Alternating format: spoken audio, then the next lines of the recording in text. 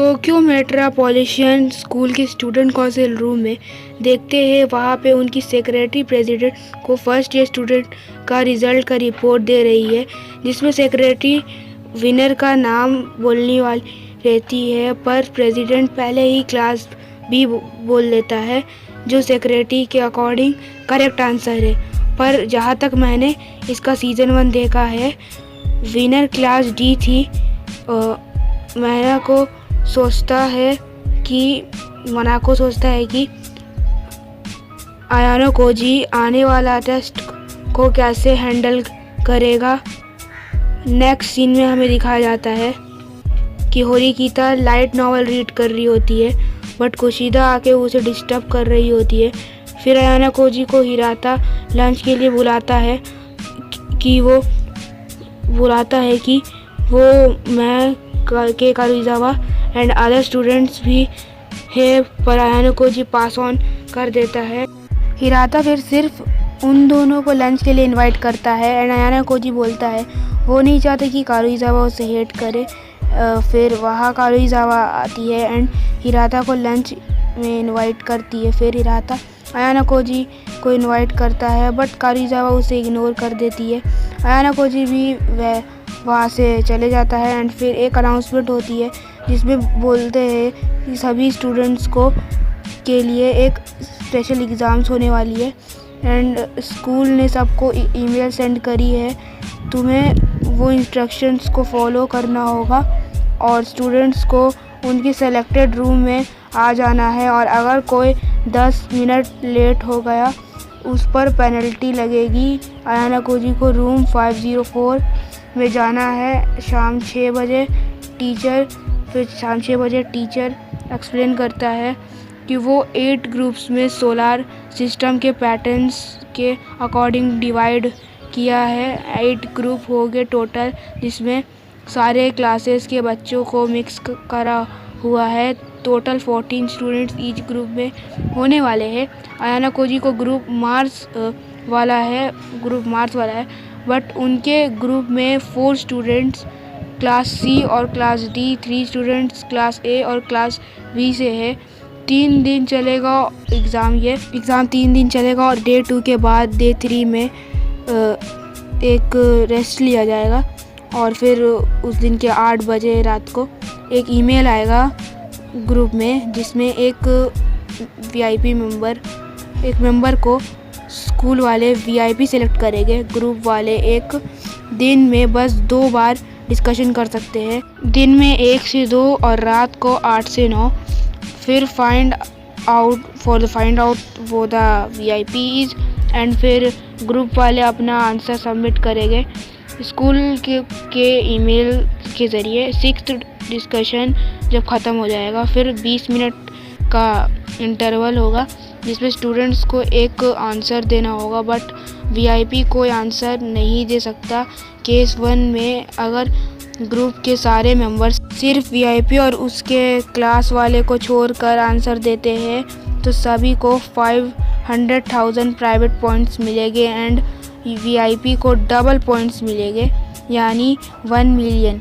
और केस 2 अगर वीआईपी वाले और उसके क्लास वालों को छोड़कर बाकी क्लास से कोई आंसर देता है, वो इनकरेक्ट होता है अगर, तो फिर वीआईपी को 500,000 पॉइंट्स मिलेंगे। या फिर ये भी हो सकता है कि वीआईपी किसी को अपनी आइडेंटिटी ना बताए और ख़ुद को 500,000 पॉइंट्स ले ले खुद। केस 3 और केस 4 में वीआईपी की आइडेंटिटी एक्सपोज करना होगा और जो आंसर होगा वो एक्सेप्ट किया जाएगा with into 24 hours during exams. Exam के ख़त्म होने के बाद 20 मिनट हो गए, उसके अंदर भी आंसर देना है एक्सेप्टेबल है, पर मिस्टेक करने से पेनल्टी लगेगी और वो स्टूडेंट वीआईपी का क्लास का नहीं होता और आंसर देता है स्कूल के एग्ज़ाम पीरियड से पहले और वो करेक्ट होता है तो उसे 50 क्लास पॉइंट्स मिलेंगे और उसे अलग से 500,000 प्राइवेट पॉइंट्स भी मिलेंगे। और अगर वो स्टूडेंट वीआईपी का क्लास का होता है और वो करेक्ट आंसर देता है तो उसे इनवैलिड माना जाएगा।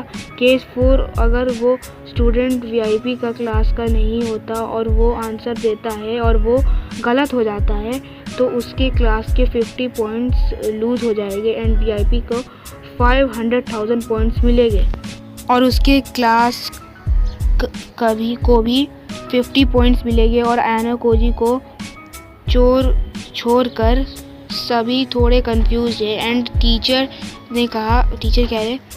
ने बोला एग्ज़ाम ख़त्म होने के बाद वीआईपी की आइडेंटिटी और उसको जो सॉल्व कर रहा है उसकी आइडेंटिटी जो इसने एक्सपोज करा है उसकी जो आइडेंटिटी है दोनों की आइडेंटिटी रिवील नहीं होगी। इचिनो से चाहती है कि केस 1 उसे हो कि यूज़ हो। क्लास ए से कात्सुरागी क्लास 4 को रॉन्ग आंसर देने को बोलता है एंड प्लान बनाता है कि वीआईपी ही जीते और क्लास सी वाले वीआईपी की आइडेंटिटी एक्सपोज करना चाहते हैं। और जो आयाना कोजी है वो क्लास सी वाली आइडिया को एनालाइज कर रहा है। सुबह फिर 8 बजे आयाना कोजी और होरिकिता को एक ईमेल आता है जो कि भाई सेम ईमेल होता है जो कि दूसरे लोगों को भी आया होता है, यानी वो लोग वीआईपी नहीं है और उनके पास लिमिटेड ऑप्शंस ही है। एंड होरिकिता आयाना कोजी को उसके ऑप्शंस जो है पूछती है जिसमें आयाना कोजी कहता है जिस भी स्टूडेंट को वीआईपी सेलेक्ट किया जाएगा उसे अच्छा ट्रीटमेंट मिल रहा है एंड वहाँ रियूएन आ जाता है एंड होरिकिता से पूछता है वो तो वीआईपी नहीं है बट होरिकिता उसे रिप्लाई नहीं देती है। फिर रियूएन कहता है कि तुम पिछले वाले एग्ज़ाम जो डेजर्ट वाला हुआ था ना उसमें तुम कैसे जीती, इतनी इंटेलिजेंट तो नहीं हो सकती हो तुम, क्योंकि आखिरी मौके में तुम कैसे एक स्ट्रैटेजी बना सकते हो ऐसे जिससे तुम जीत जाओ, क्लास डी को जिता दो। होरिकिता कहती है वो बोलता है कि तुमने तो ऐसा नहीं करा, ऑब्वियसली किसी और ने करा होगा। तो बोलते किसने करा। होरिकिता कहती है मेरा कोई फ्रेंड नहीं है, शायद आयाना कोजी है प्रोबेबली, पर वो मेरा एलाई नहीं है। एंड रियूएन होरिकिता की फ़ोटो लेके चले जाता है। नेक्स्ट सीन में ग्रुप मार्स का फर्स्ट डिस्कशन स्टार्ट हो जाता है। इचिनो से केस 1 अडॉप्ट करती है और आयाना कोजी इस केस को अडॉप्ट कर देता है। क्लास डी के बाकी स्टूडेंट्स भी केस 1 को अडॉप्ट कर लेते हैं बट क्लास ए वाले कात्सुरागी के ऑर्डर से साइलेंट रहना चाहते हैं, वो डिस्कशन नहीं करने वाले एंड क्योंकि इनडायरेक्टली इससे उनके जो वीआईपी जो है उसका पता चल सकता है, सो इसीलिए वो ऐसे नहीं कर रहे हैं। एंड आयाना कोजी कात्सुरागी का जो प्लान है वो ऑलरेडी समझ चुका है और सारे ग्रुप में इक्वल वीआईपी हो गए, पर ऐसा भी हो सकता है कि एक दो ग्रुप में एक से ज़्यादा वीआईपी हो, इसका कोई कंफर्मेशन नहीं है। इचिनो इसी क्लास ए की स्ट्रैटेजी समझ रही है बट ये पॉसिबल नहीं है। इसके लिए तुम्हें अपना सभी स्टूडेंट्स को ट्रस्ट करना होगा और बाकी सभी स्टूडेंट साइलेंट वाले स्ट्रैटेजी को सपोर्ट कर रहे थे जिससे वीआईपी को सारा प्रॉफिट लेने देंगे।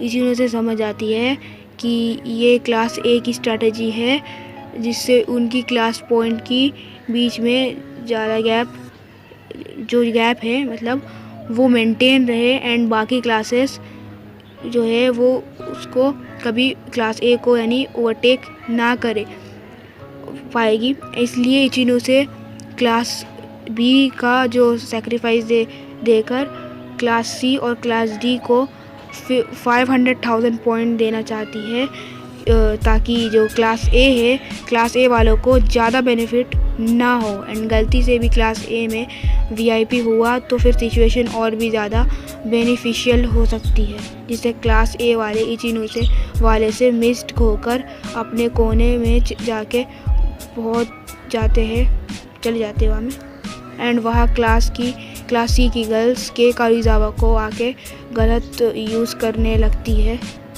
कि उसने जो समर ब्रेक से पहले क्लास सी के रिका से फ़ाइट ले ली थी एंड उसे धक्का दिया था एंड क्लास सी वाले ज़बरदस्ती फ़ोटो खींचने लगते हैं एंड फिर कारुइज़ावा गलती से उसका फ़ोन नीचे गिरा देती है जिसके वजह से क्लास सी वाले उसे बुली करने लगते हैं।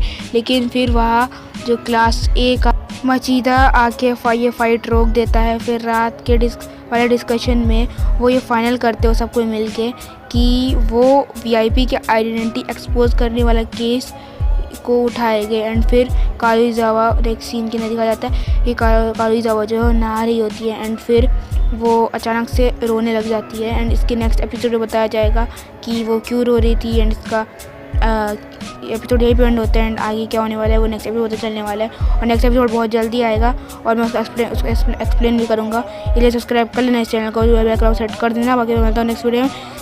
Take care now 10 bye bye.